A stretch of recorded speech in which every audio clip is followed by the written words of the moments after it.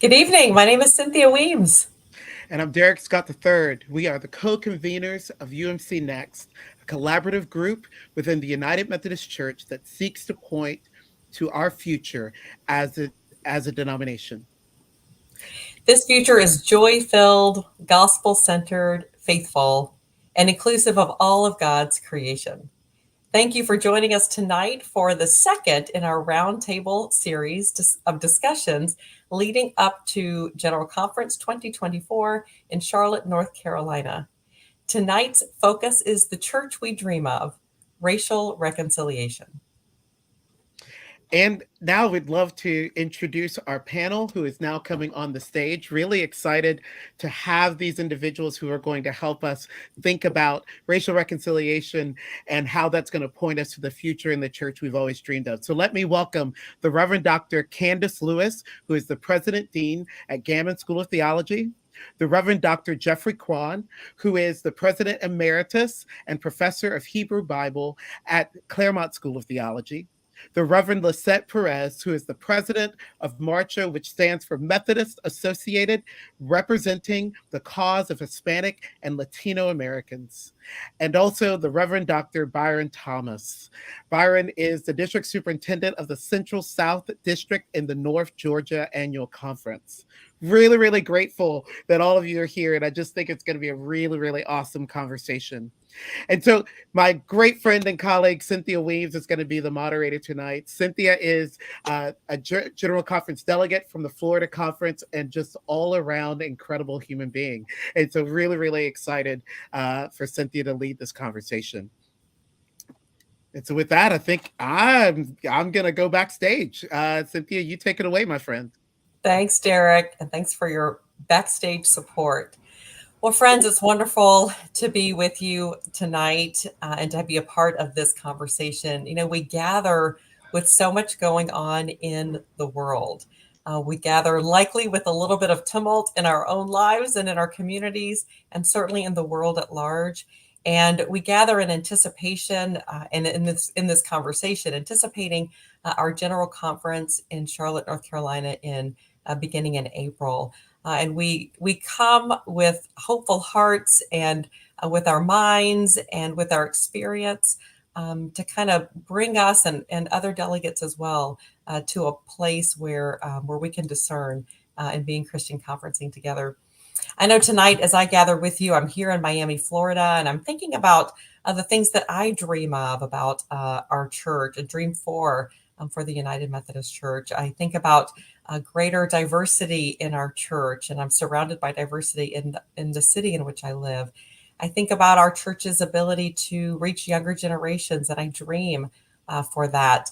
I think about the church that my 18-year-old daughter will continue to express herself in, and a church that can reach more and more of her friends.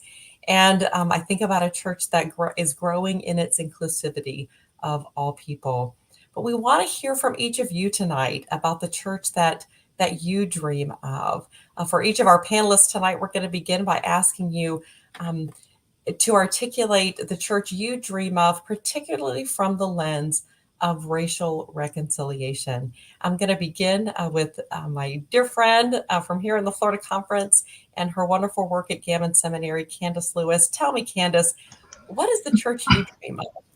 Thank you, Cynthia, for your leadership. And again, I'm honored to be on this conversation with all my esteemed colleagues that I respect across the connection. You know, as I think about that question, the church that I dream of a church, and this is sincere for me. I really dream of a church that's Jesus loving, spirit empowered, God ordained, biblically sound, right? Um, Intergenerational. I dream of a church that's equitable for all people and for all races of people, that's relevant, that's inclusive, that's ethnically diverse in every area of that word, in every aspect of that word. I really dream of a church that's global, that's generous, that's mission focused and justice driven, that's present in the community.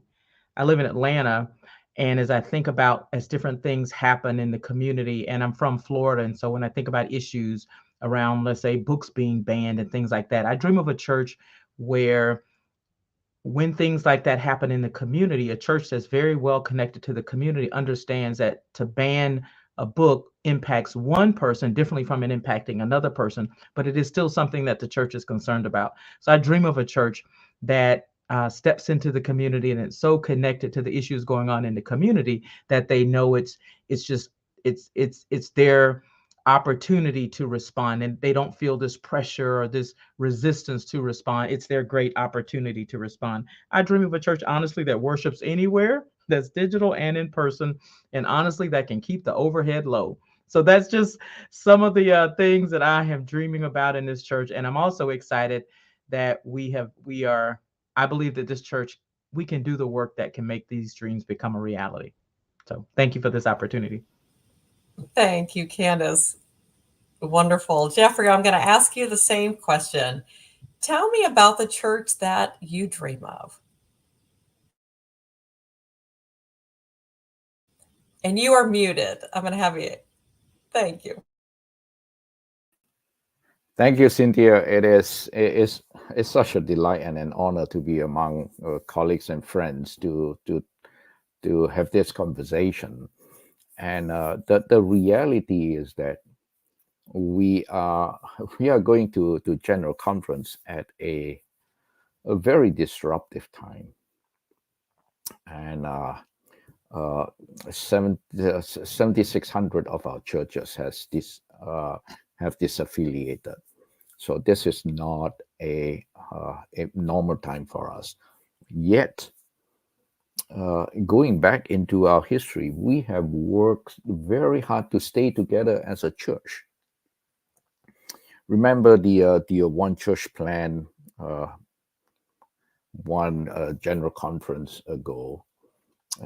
We worked very hard to try to stay together, and in many ways, for many of us, to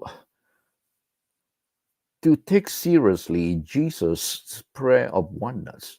How do we live together in the midst of diversity? All kinds of diversity, theological, racial, ethnic, cultural. Yet, in spite of all the hard work, we were not able to hold the church together.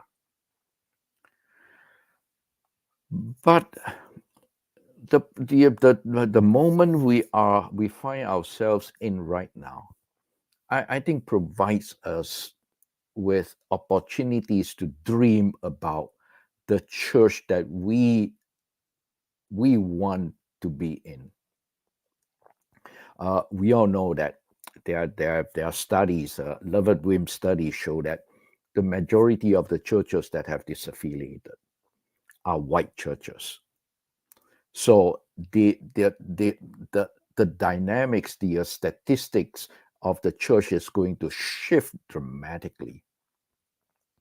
And in some ways, given that we are a global church, the United Methodist Church, for the first time, will become a primarily non-white church. That, for me, provides us with opportunities. How do we live into a post-white church and take seriously the participation of everyone within the church? We will still have tremendous theological diversity. But how can we move together into a church that is post-colonial, decolonial, that everybody works from a level playing field, that no group is going to dominate another? That is my dream of the United Methodist Church moving forward. Thank you, Jeffrey, so much for that. Thank you. Lisette, I'd love to have you respond to the question, what's the church that you dream of? Honestly, when I think that we are in the same dream, and that sounds excited. When I hear Cynthia, your dream, and Candice, and all of us here, I really think that we are exactly in the same dream, hoping that our church can be truly fully inclusive at all terms. And I feel like I'm dreaming of a church that is alive. And when I say alive, it means that it had children, it have young people bringing and challenging, the different ideas that they bring. A church that has people of color, people that are different backgrounds, a church that is truly Wesleyan and follow our theology of grace, that is not judgmental, but it is a church that is open to all people, as we have been advertising it in previous quatriennial, open to all people, not leaving anybody out. A church that every Sunday someone new comes because there's something going on there in that sanctuary that I want to be part of. And it stays there because it finds anybody that comes that is new, finds a home, finds family, find a way of connecting with the community, comfort, and a church that he or she wants to come back again because something happened there. A church that is inspiring people to go out to share the good news and inviting others to be in mission together. So it's a church that is evangelizing, bringing people, but then sending them out to transform the world. A church that is truly biblical and theological founded, and that somehow has a ability to be sensitive to the differences and the way that we experience God in very different backgrounds and very different ways. I really think that it's possible to have such a church. I think that that's a church that Jesus dreamed. After all, Jesus called us to just share the good news, and we have good news for everybody. And I just dream that a church that not only connect with Jesus, is Jesus centered, but that we are able to preach, teach, and live the sermon that we preach, and live the Sunday school class that we teach, in a way that we can incarnate our message of the good news.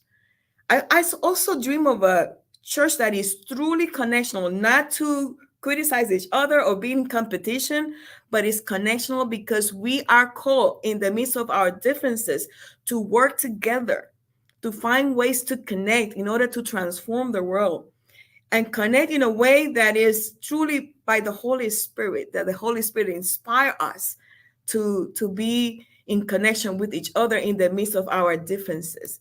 It's a multicultural church. It's a multi-ethnic church. It's a multilingual church. It's a church for all ages, all people, that do not leave anybody out. I think that's the same dream that all of us are dreaming.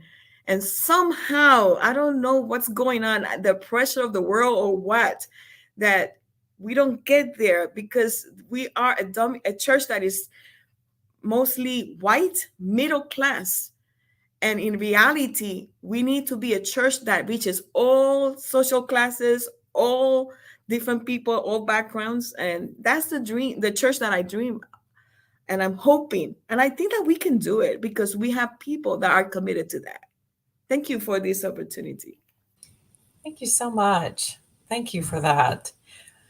Byron, tell us about the church you dream of from where you are in it, in the North Georgia Conference.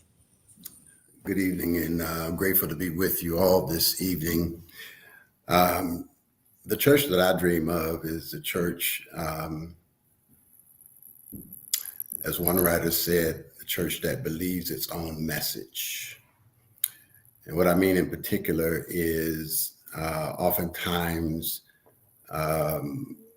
we can quote the Bible, we can preach the Bible, we just don't do the best job of living into it as it relates to racial reconciliation. In fact, I would go so far as to say that when Jesus spoke of God was in Christ reconciling the world unto God, and then goes on to say that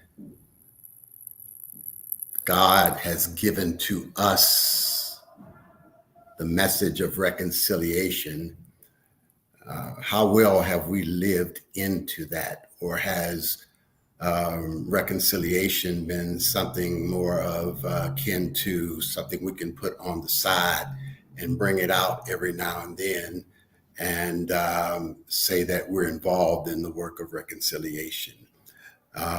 So annual conferences repent every now and then we go on to do the work that we've been continuing to do for so long, which has been, quite frankly, centered around the agenda of white Christians in North America or white people. And so if we're going to, I think, be serious about reconciliation, we have to understand that this is a central piece for God and that it needs to be central for us. The perfunctory things that we often do as it relates to race, and then again, going about doing what we've always done, that's not the gospel. And so how do we come up under the teachings of Scripture and actually live into it? Or I think the word Lizette used was it becomes incarnational. It doesn't have to be perfect, but it does need to be walked out and talked out and lived through and hugged through and loved through as best we can. And then when we make mistakes, we refine and get better at it. But the goal is to understand that we are doing the work of reconciliation in the world and to take that seriously. Thank you. That's powerful. I feel like we've just been breathing together for a little bit in this moment of the church we dream of, and as Lisette joyfully announced, I think we're all in the same dream, and there's a joy in that, and in this recognition that, as with all dreams, they speak to some reality and to work that's still yet to be done. And so we transition from this question of the church we dream of to how we're going to get there. We spoke of this in our first roundtable a few weeks ago, and then now, particularly in light of the conversation around racial reconciliation. So what are the steps to get us there, and specifically related to our general conference? We do believe in our polity that our general conference has something to do with how we structure our church and how we live life together as United Methodists. When we think about the general conference that's coming up, we know that it's happening in one of the most challenging times that our church has lived through, as has been referenced already this evening. Some might say that that's an added burden to our work. Some might say that's an opportunity. It provides an opportunity for us as we go into the general conference. But I want us tonight to be able to reflect on, and I hope that you will be willing to reflect with me tonight from your perspectives on what it means to prepare for a general conference, to arrive at a general conference, to participate in a general conference as a person of color. What is it about the experience of the general conference that is hard for people of color in our church? Particularly because, as several of you have mentioned, our church is a very white church. And I would appreciate hearing from you. Jeffrey, we're going to ask you first about this question of the experience of general conference for you. Thank you, Cynthia. This will be the fifth general conference that I'm going as a elected delegate, and keep in mind that the U.S. Church, before the disaffiliation, the U.S. Church is 92% white. And the structure of our United Methodist Church is framed very much on a white paradigm. And so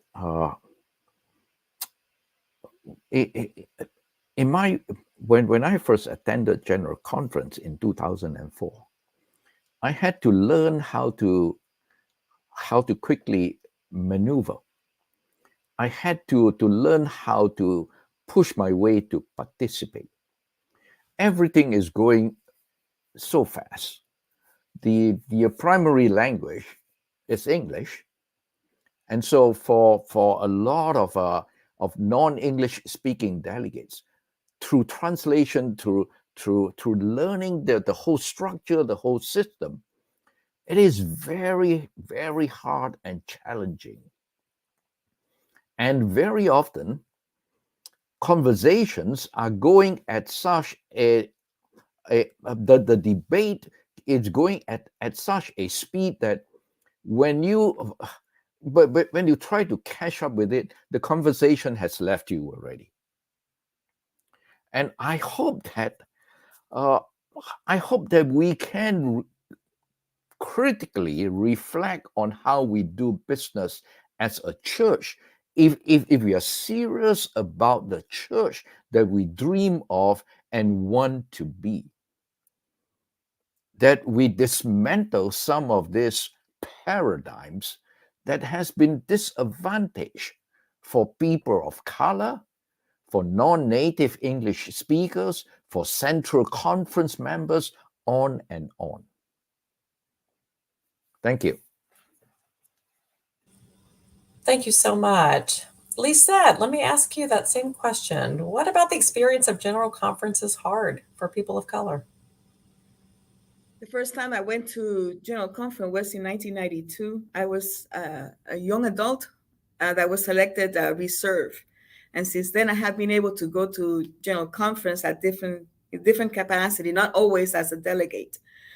But what is interesting is that I realized very soon how important it is for us to understand the politics of the United Methodist Church. Because it looks like when you go there, the decisions are already made. It's just everything is already prepared and made. And if you don't work and organize beforehand, nothing is going to happen if you have a specific agenda or a specific petition that you want to push. So you have to work in coalitions and strategies, and that is difficult sometimes for people of color who making decisions in community instead of just going through all these political steps. And I think that what is important, and it's interesting that the question is how hard it is for people of color. Sometimes I would say that we feel invisible in the midst of all the decision making and all the process. I checked the number of delegates of over around 800 delegates.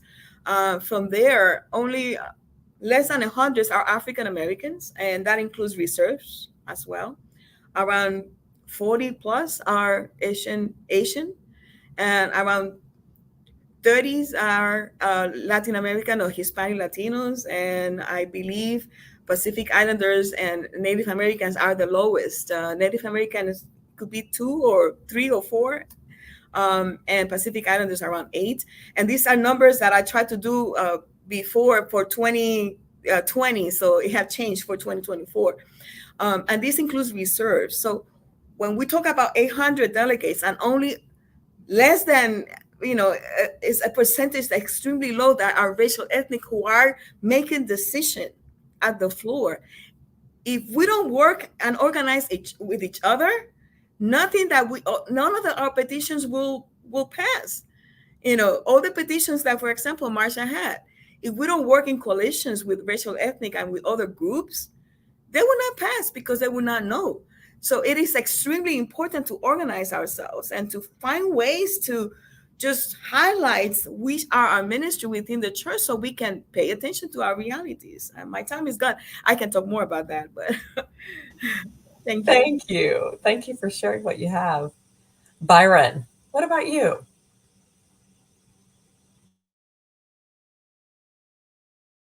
And you're muted. What has made General Conference so difficult for me is that much of the interactions tend to be transactional. So you don't know who to trust because somebody is recruiting you for their issue. It is not about relationship building. It really isn't about God. It's about how can I get you on my side to get my policy passed or my legislative issue passed. And so it's a highly depersonalized experience for me. And I understand that lay of the land. The other thing is that it's been clear in the general conferences that I've attended that the issues have always been centered around Western culture and particularly white Western cultural issues. And that still is the case going into this general conference. The other thing that is part of that dehumanization is of thinking people outside of the United States are ignorant because they don't agree or line up with what the presenting issues are at General Conference.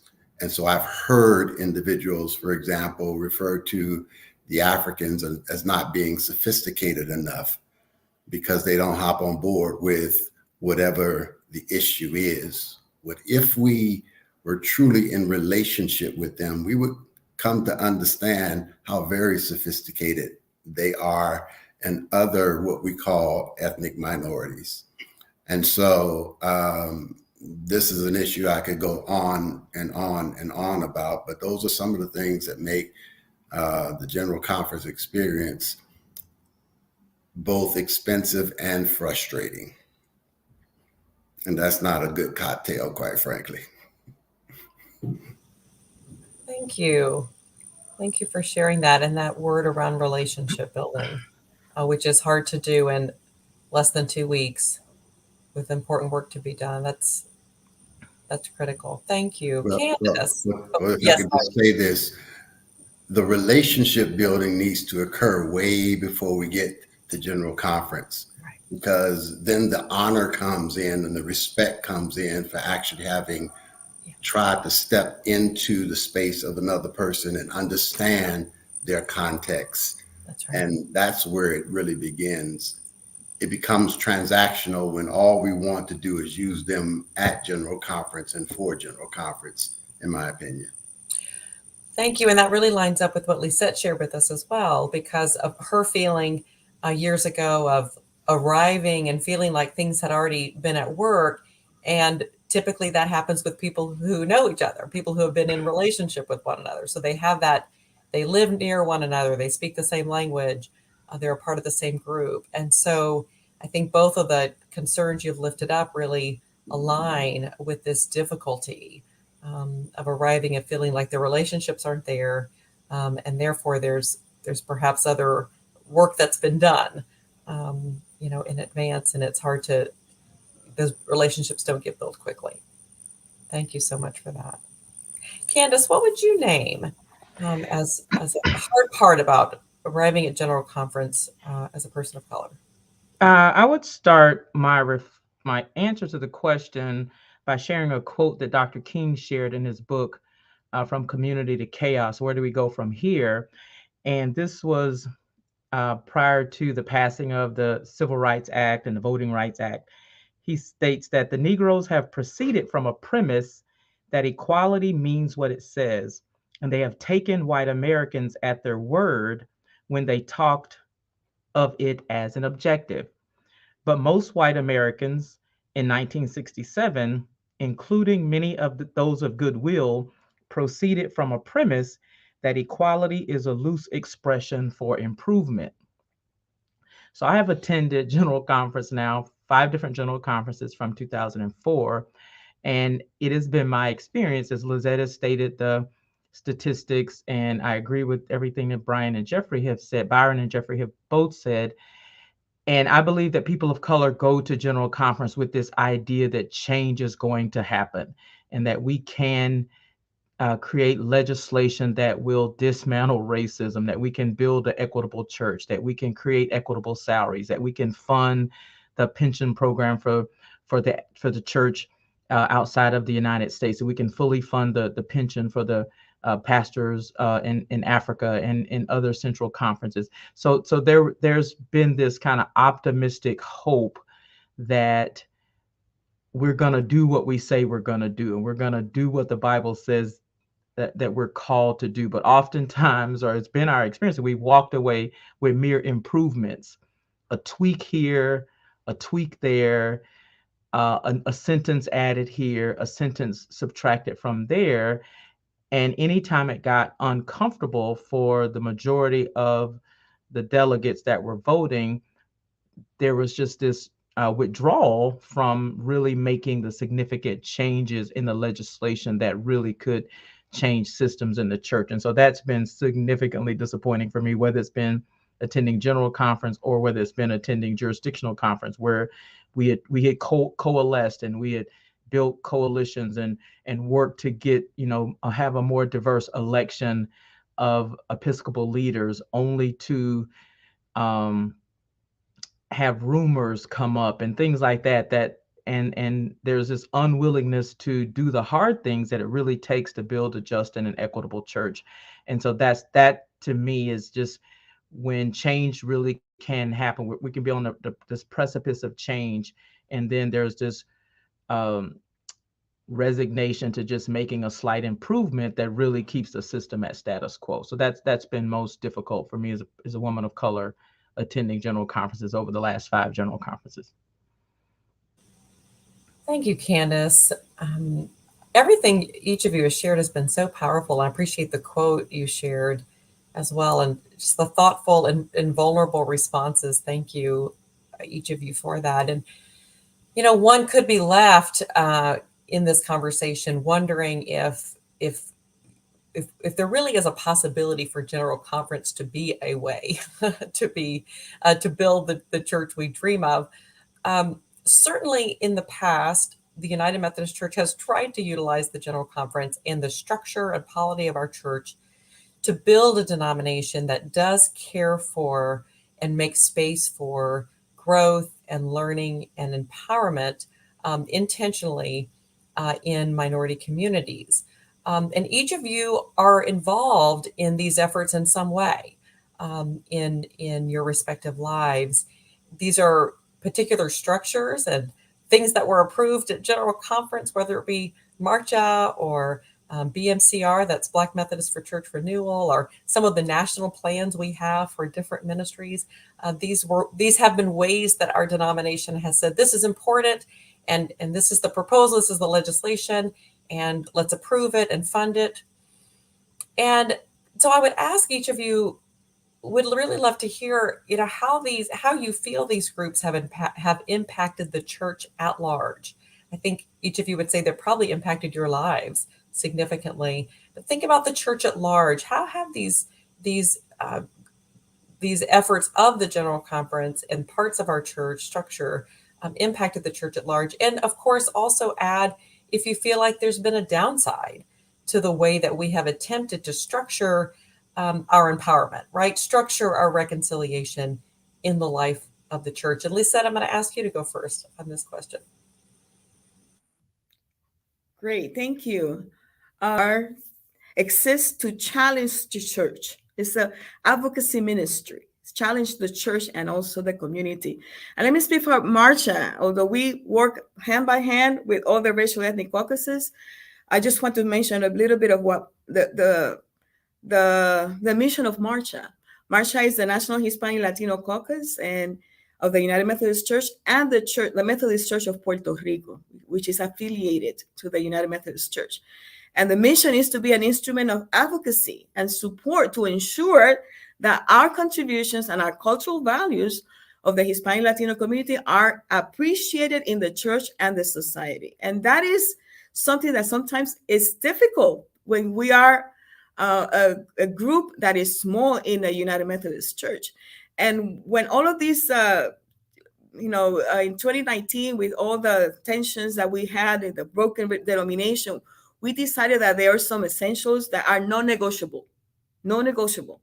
And part of our vision is for the future Methodism is to make sure that it's rooted on, that is Christ-centered, Personal and social holiness is extremely important. The dignity of and sacred value of all creation, that we are all equals and created in the God's of image and image of God. The diversity, in the midst of diversity, we are all part of the gift of God. Racism is incompatible with Christian teachings. We mentioned that very highly. We do not believe that racism should exist in the church. And our voice will be at the table, and that the work that we do is for equity and social justice, and to intentionally embody the values of the church.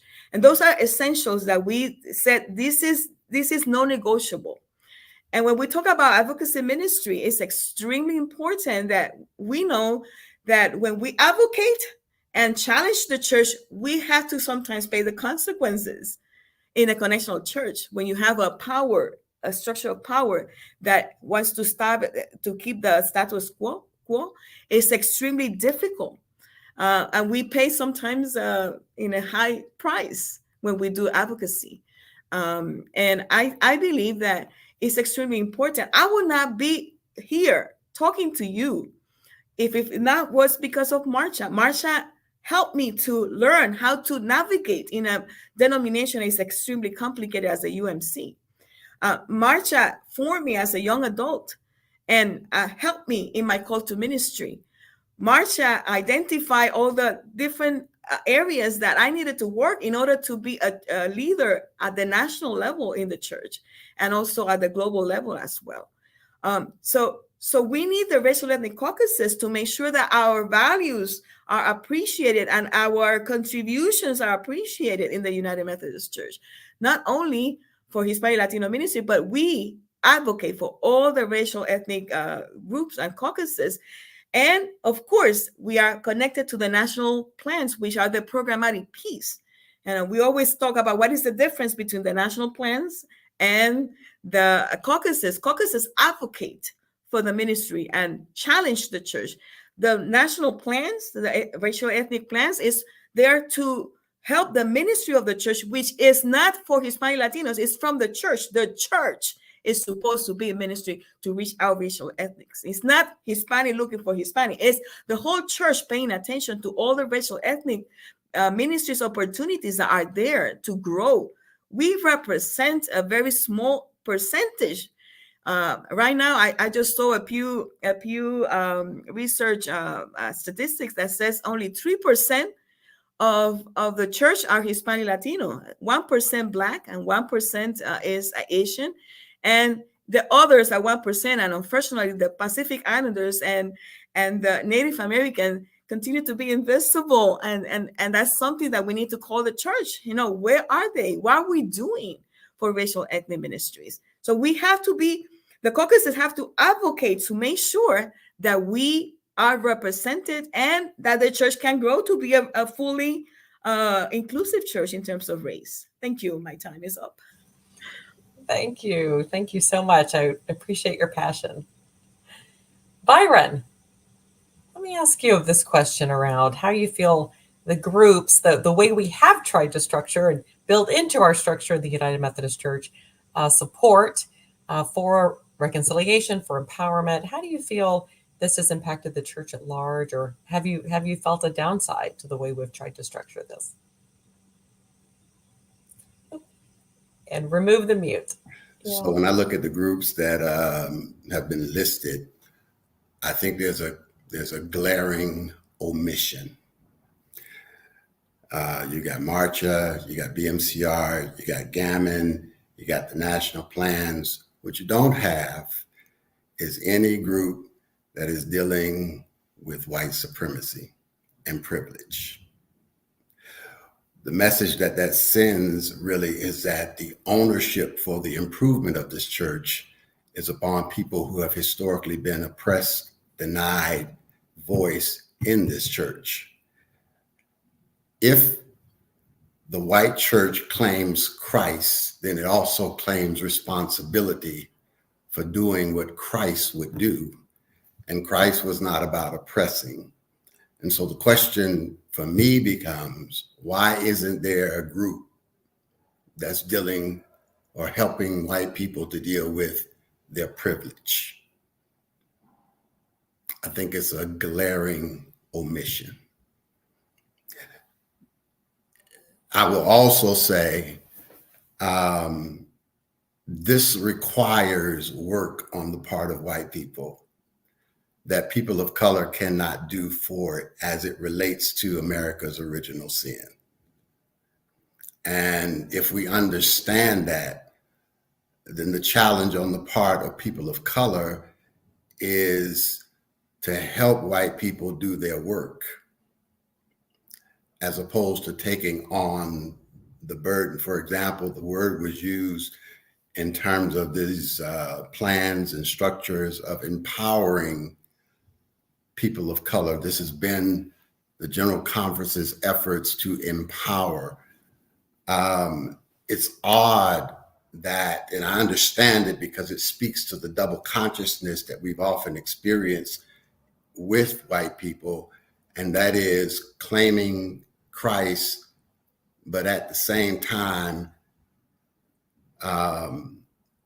not dealing with the unevenness in the relationships as it relates to people of color in our denomination. And so, again, I think that until we begin to take white privilege seriously so that white folks can begin to work on privilege, it's going to continue to be real tough, and our structuring of it won't be very effective because it puts all of the burden on ethnic minorities or people of color who have historically been oppressed. And that is both unfair and unchristian. Byron, that's incredibly powerful, and received.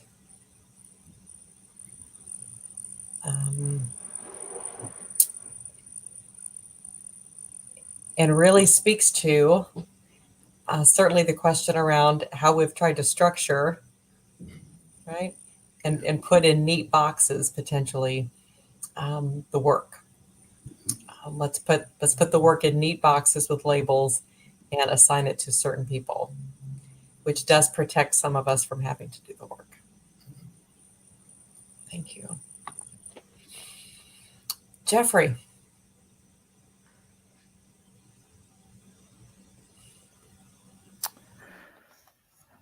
Thank you. And again, Byron, I personally appreciate your naming of the issue of white privilege. That, to a certain extent, or to a greater extent, the denomination has not really grappled with, and so we have a lot of work to do.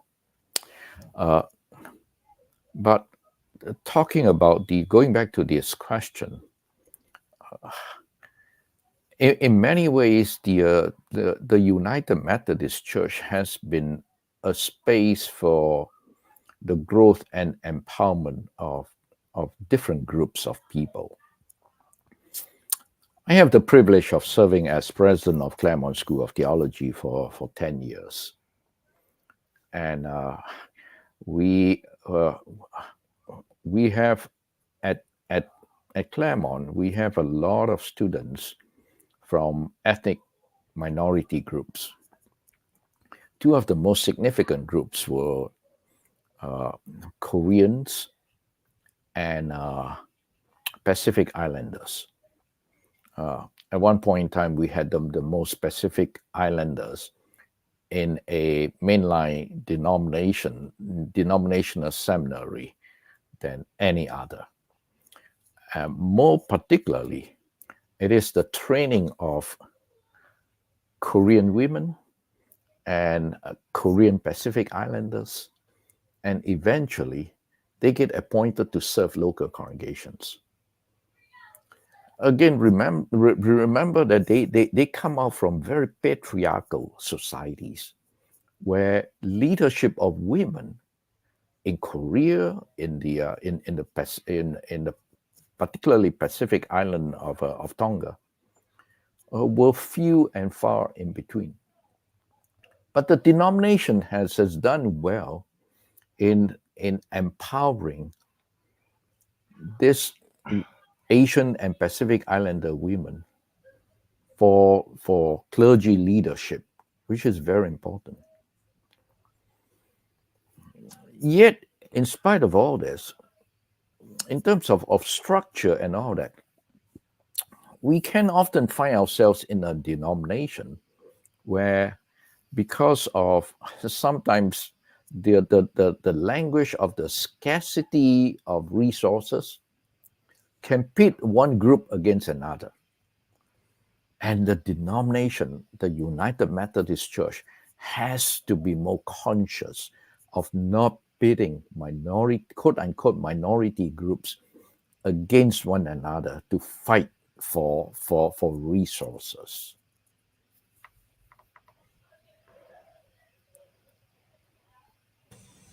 Thank you so much, Jeffrey.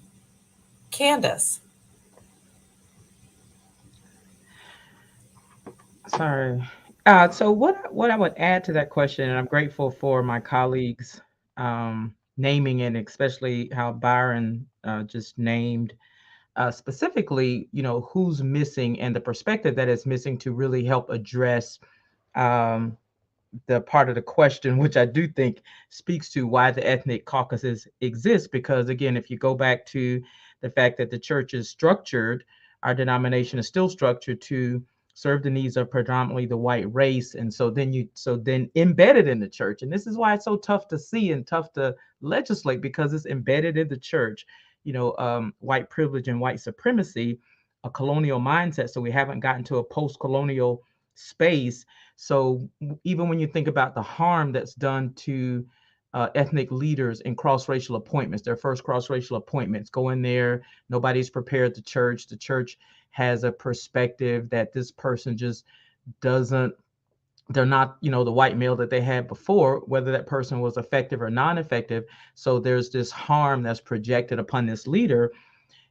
So organizations like Black Clergy Women, Black Methodist for Church Renewal, SBC 21, Marcha, the Korean gatherings, the Asian American Pacific Islander gatherings, Cynthia, these are the gatherings that heal these people.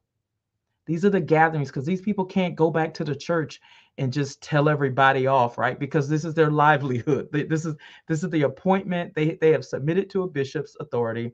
They have chosen to go where the bishop has sent them. So they've gone to this appointment, and they have no help or they have no support. So these ethnic groups is where this person gets loved on, they get cared for, they get reinforced, they get replenished and refurbished. The wounds get healed and attended to and cared for, and then they go back out on what in many cases feels like they go back out on the battle lines, or they go back out on the battlefields to continue on in this ministry for the Lord. And the people in the church is causing this harm. There's no accountability.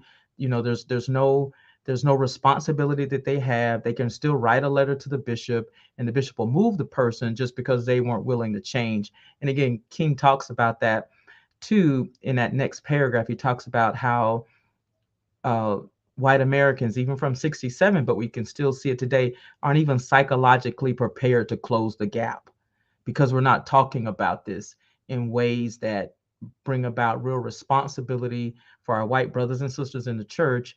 So that way the Black and people of color, we don't have to do the heavy lifting all the time, in these conversations. And I think the other thing I would say, having served currently in my role as President Dean of Gammon, and having served with general agencies, the reality though is that these agencies, they're programmatic in structure.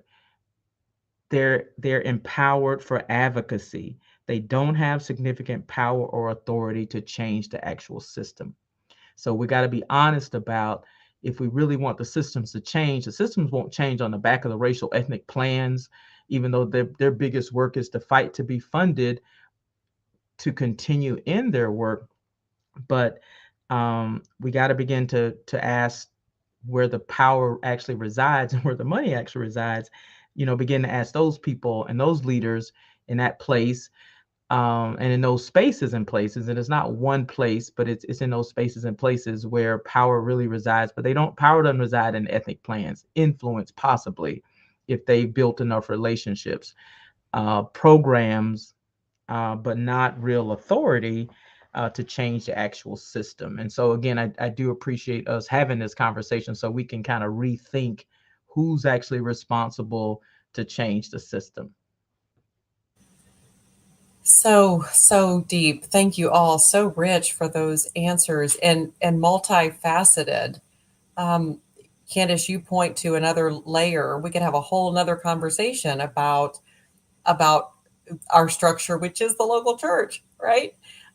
We're pointing our conversation toward the General Conference tonight, but the work of the General Conference is only as good as how we live out the gospel in local communities and in the church, whether it be the church in a building or outside of a building, and we do continue to see deep hurt and pain in those communities, and our inability to build bridges with people who are different from us in that way. Thank you for lifting up all that you did. Our next question is continues to point toward the General Conference, and some of us are delegates. We'll all be in Charlotte in some way or another, and there's a lot to talk about and a lot of work ahead of us. But our question is, what do you want General Conference delegates to hear with regards to our continued need for racial reconciliation? And this could be around some legislation that is before us. Perhaps you want to focus on something that you feel would help us get there that's actually on the table this year. But it could be some other comment as well around what you would want some of those 800 delegates to hear about this continued need in the life of our church for racial reconciliation. And Byron, I'm going to ask you this one to go first on this one. So in one of the general conferences that was held in the 1930s, when they voted in the central jurisdiction, Bishop James Thomas, in his book on the central jurisdiction, talks about in that moment, the white folks stood up and clapped and the black folks sat down and cried. And Leontine Kelly, who would later become Bishop Leontine Kelly, when she was asked why did black folks stay in the Methodist Church when such an action took place, she made this statement. She said that the Methodist Church is a microcosm of the larger society, and that if we can get it right in the church, then we may be able to get it right in society. I'm afraid that society is probably outpacing us, especially with this new generation, in terms of making advancements around racial reconciliation. There are relationships that are being built among young people where they look or they're concerned less about the color of your skin, but more so whether you can be a person of integrity or you can be in authentic relationship with one another. And so while advancements can be pointed to, such as what Jeffrey talked about with Korean women and the empowerment there, and you're talking about, I'm a district superintendent. We've got African-American bishops. We've got Koreans who are serving in the episcopacy, as well as Latinos. The treatment issue and the view that principally people in this largely white denomination have of ethnic minorities in practice has not changed a whole lot. There's a belief that we should be doing better, but the actual walking it out or walking into it is still a challenge. And what I'm saying essentially is that it has affected and it will continue to affect the witness of the church if we fail to deal with racial reconciliation. Because if I were outside of the United Methodist Church at this time and I understood where we were, I'm not certain that I would run to join the United Methodist Church. So what I want everyone to hear is that our witness is affected in a negative way when we fail to deal with an issue that many outside of the church are dealing with. Well said. Thank you for that. Candace, I'm going to bring you back up again and ask you about this question. What would you want the General Conference delegates to hear in this regard? That's funny. I was going to say, Byron, if you got another minute in you, I can give you a minute. Because again, we're all saying the same thing. For me, racism is the unfinished business in the United Methodist Church. I just had an opportunity to preach a sermon at the Fresh Expressions event, and it says we can do hard things. And it was designed to really challenge as we create this new model for ministry called Fresh Expressions, that we are very conscious in this creation and not to embed a white supremacist colonial system within it. We just and you have to name it so you won't do it by default, that it won't get created automatically. But I'm being challenged by King in this season as a part of my Lenten devotional. He says persuasive speech without the ability to change and affect policies won't create change. So I had to go back and ask myself, say, Candace, that was a great persuasive speech, but what policies need to accompany that speech to really affect change within the denomination? So that's what I'm really wrestling with in my role as President Dean of Gammon, looking at how can we really create new and how can the delegates really begin to wrestle with. And obviously, unfortunately, because as Lizette already said, all of the legislation is it's already on the table. So if there's no legislation about anti-racism, if there's no consequences for racism, then this is already legislation we have to begin to work on for the 2026 maybe General Conference, 2028 General Conference. So we're still already 3 or 4 years away from really creating legislation that's going to address this issue. But leaders like our good friend in the North Georgia Conference, Brian Tillman, who leads the work of justice, he's somebody who's just very intentional about looking at the Book of Discipline and talking about how we can really begin to create more equity by using the current paragraphs in the Book of Discipline that exist but don't have real power, or we're not holding people accountable with those current policies. So I'm interested in partnering with people in the next 3 years so we can really put some legislation in place that can really address racism in a way that really changes the system. So those are my comments. Thank you so much. Thank you so much. So thoughtful. Jeffrey, what would you like General Conference delegates to hear with regards to our continued need for racial reconciliation? I want to pick up what my sister Candace talks about in terms of policy. We are a denomination that talks the good talk, but often has failed to walk the walk. Going back to previous general conferences, we put up a big show, the Acts of Reconciliation. First with the African American community, and then with the Native Americans. It was a big show. It was very moving. What has come out of that? And there is a lack of systematic work to dismantle racism. We have opportunities one after another.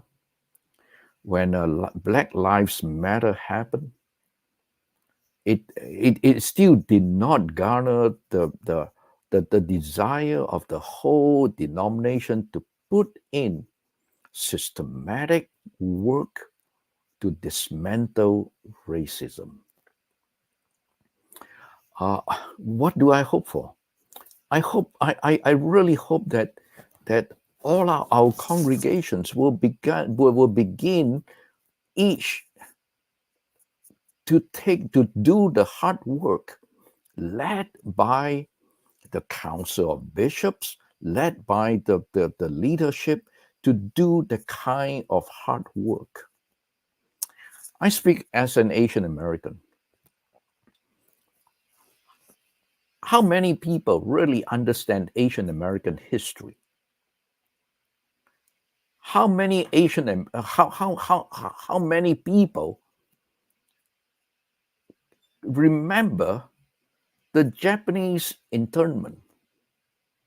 How many people remember the Chinese Exclusion Act? I can go on and on. If we do not grapple with these historic issues, how are we as a denomination to fully embrace racial reconciliation? That's what I continue to be at a loss of, why this denomination, our denomination, has not put together that kind of systematic work to dismantle racism. Thank you for that. Lisette, what would you share? Well, I would say ditto to most of the things that have been shared.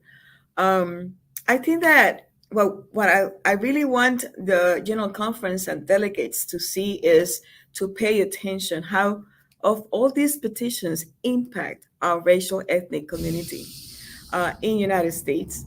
And also now that we're talking about regionalization, how what the important role that the racial ethnic groups here in the United States play as a bridge to the global church. Because some people I have heard saying, oh, the racial ethnic is only national United States. No, no, no, no. We connect always with our countries of origin, one way or the other.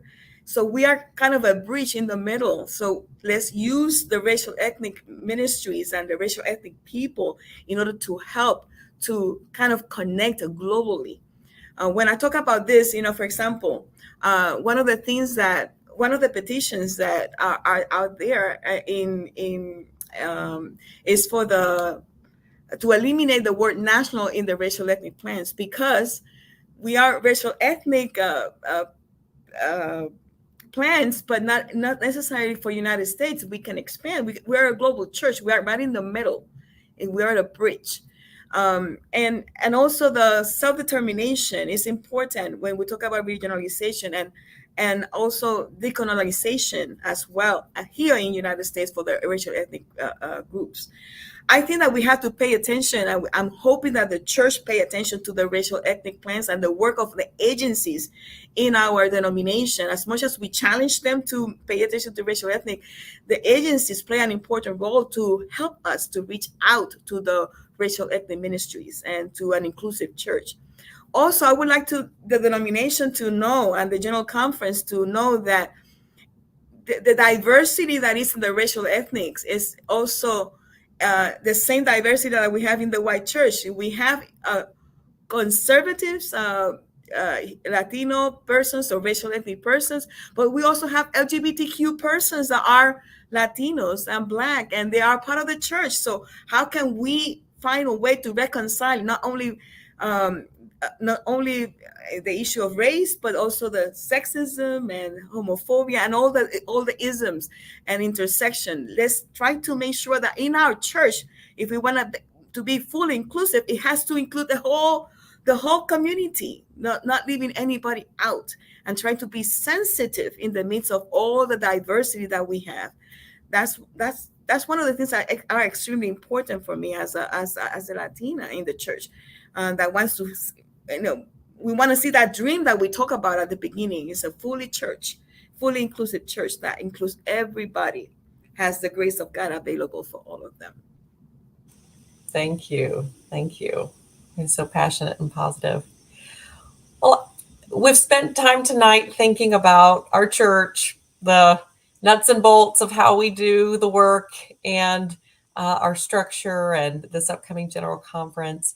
And at the same time, we do believe that we have a profound message for the whole world, and that our church has something to offer that world. And so, our final question tonight for our wonderful panel is this: think about missional opportunities that we have, and tell us about what you feel are the missional opportunities that the United Methodist Church has to really lead the world and to lead our communities in building the beloved community, and really working toward that church that we dream of.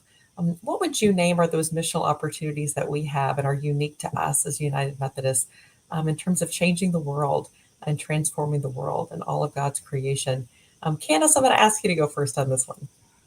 I would just jump in. First, I want to acknowledge what Dr. Jeffrey said. So I want to start and yield some of my time just to acknowledging the conviction I felt in hearing Jeffrey acknowledge his heritage within this church and the historical experiences that he has had that I don't know about. And so, Jeffrey, I want to say I do want to learn more about your heritage, and as it lives within our church. That's important to me. It's also important for me to learn about my sister Lizette and my sister Lydia and all my other Latino sisters and brothers and all my other Asian sisters and brothers.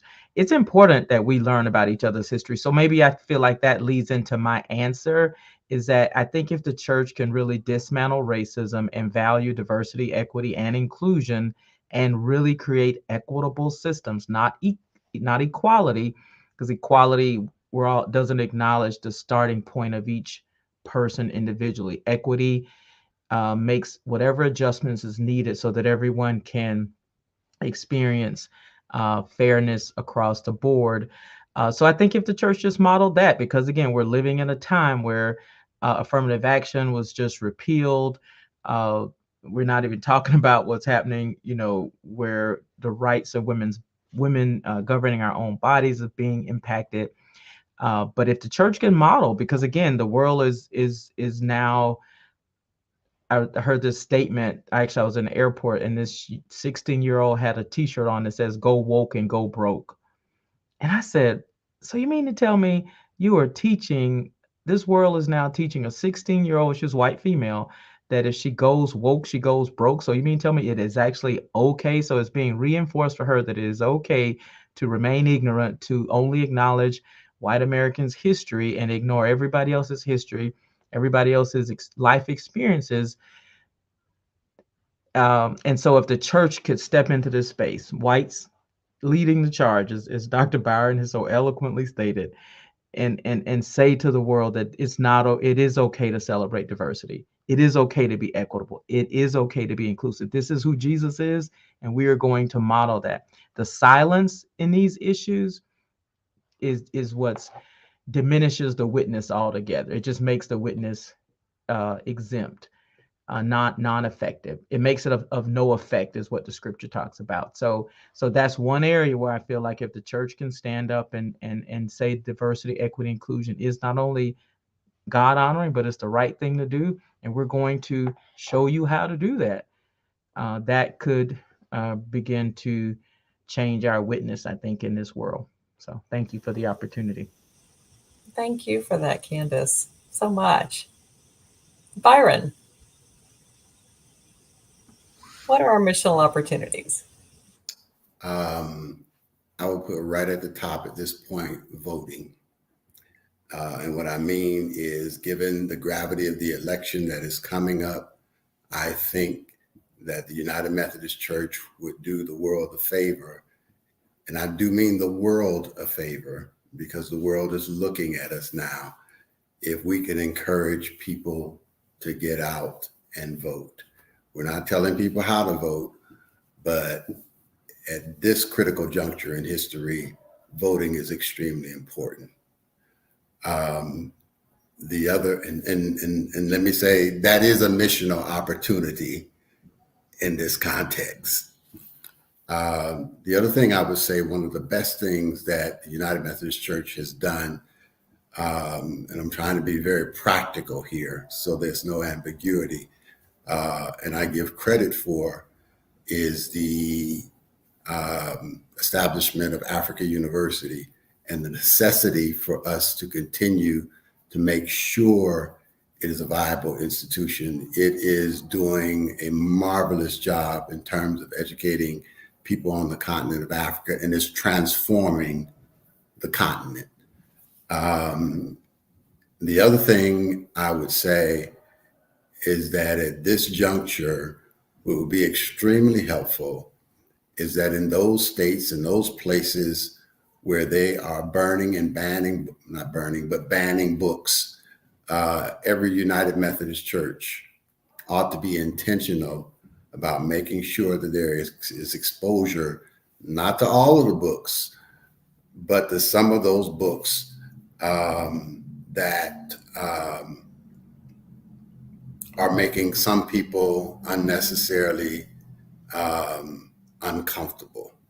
I think it would be a witness to be intentional about that. And so I'll leave it with those three things right there as missional opportunities. And I know we don't usually think of those types of things as missional, but in this time, I think that's exactly what they are. Thank you so much. Thank you so much. Lisette. Thank you. Can you hear me? Yes. Okay. I will say that the opportunities that we have, one of them is our racial ethnic plans. It's an opportunity for ministry. All of them, we support all of them. They are an opportunity to reach out specifically, the denomination to reach out to our racial ethnic people. And also we have some petitions that work specifically to support strategies in the annual conferences. And also we have petitions in the general conference to support the work of agencies, specifically the work of GCOR and COSRO. Those are two agencies that we need to work in partnership with them. What they bring to the church, they challenge the church, they monitor the church, and also they bring resources that we need to pay attention to them, and it could help to eradicate, and to eliminate racism in the church. I think another opportunity are in the different issues that our racial ethnic communities are involved in. The case of racial ethnic, in the case of Hispanic Latinos and others as well, the opportunity to be in ministry with the immigrant community, the immigration. We have several petitions in General Conference that deals with specifically with how to be in ministry at the border and how to be faithful to the critical needs of our immigrants. That is a great opportunity that we have, especially in this time. I also would say that we have to pay attention to the marginalized community, specifically LGBTQ community. Let's open the churches so people can experience the grace of God. Also to be in connection with the global church. We are talking about regionalization, but it's not to disconnect. We need to be in connection with the global church to find ways of being a resource to the global church in general, and to be in partnership with the global church and paying attention to the needs. Those are some of the things that I think that are opportunities. I think the revision of the social principles also bring another opportunity for us to have a platform to be in the global church and serving our community and our society with those values as well. And the regionalization also give us an opportunity to contextualize our ministry. I think that is another opportunity for ministry as well, to find ways for self-determination and also decolonizing the church. Those are some of the opportunities that I see firsthand. Thank you. Thank you so much. And Jeffrey, the final word. Final word, what pressure? Well, I appreciate this conversation very much, and I think what my colleagues are saying is, for a church to have the audacity to be countercultural in the sense when so much, first in the United States, is so much is under attack. My colleague Byron talked about voting. Voting rights is under attack. My colleague Candice talked about women's rights. LGBT, Lizette talked about LGBTQ rights. And racial issues, everything, the DEI, diversity, equity, and inclusion, that has become so important, that has moved the United States. These are all under attack. Where is the voice of our church? Where is the voice of our church in terms of these issues? Where is the voice of our local congregations in speaking out against state governments, local governments? And I think the opportunity for the United Methodist Church as a global church that very, after this general conference, we will become globally, predominantly, people of color.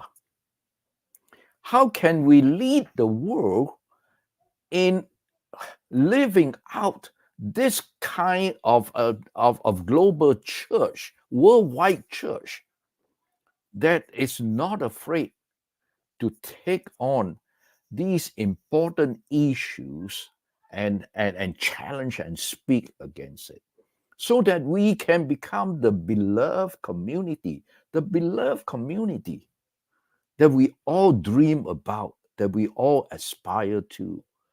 And I hope that this will not be another missed opportunity for our church. Many of us have hung in there to continue to fight for the kind of church that we want to be a part of. Thank you so much. Wow. I want to thank our panelists tonight. They have been amazing. I don't have adequate words for of gratitude for the vulnerability and so and the gifts that each of them brings to our church and to the local communities. Derek, wow. I'm just I'm lacking words, in part because it was powerful. It's words that we need to hear and that we need to keep hearing as a church. I do believe that we are in a season where this is one of the ways that God is perfecting this church, this denomination. Mm-hmm. So I definitely want to thank Dr. Candace Lewis. Want to definitely thank Reverend Dr. Jeffrey Kwan, Reverend Lisette Perez, and Reverend Dr. Byron Thomas. And Cynthia, I want to thank you for moderating. I want to thank you for fielding this conversation that is so important for us to have. And it's not easy for everybody to hear. And it doesn't cover all of the bases, but definitely it's a conversation we have to keep having. As I've heard many say, this is part of God's work of sanctification in us as individuals and as a church. So good. So yeah, it's a lot. So again, thank you, Cynthia. And I hope that folks, you really benefited from our time tonight, and hope it was helpful as we're thinking about the future of the United Methodist Church and the church that we dream of. We're excited about these roundtable events, and we're looking forward to part 3, the legislation that gets us there. That's going to be on March 5th at 7 p.m. Eastern, 7 p.m. Eastern. So we'll do the math on the time zones, and we'll be Facebook Live as well as on YouTube as well. And really excited about that conversation. And so, yeah. And again, Cynthia, thank you so much for leading tonight. Just really, really Thanks grateful. for joining us, everyone. We hope to see you again. Be blessed. Have a great evening.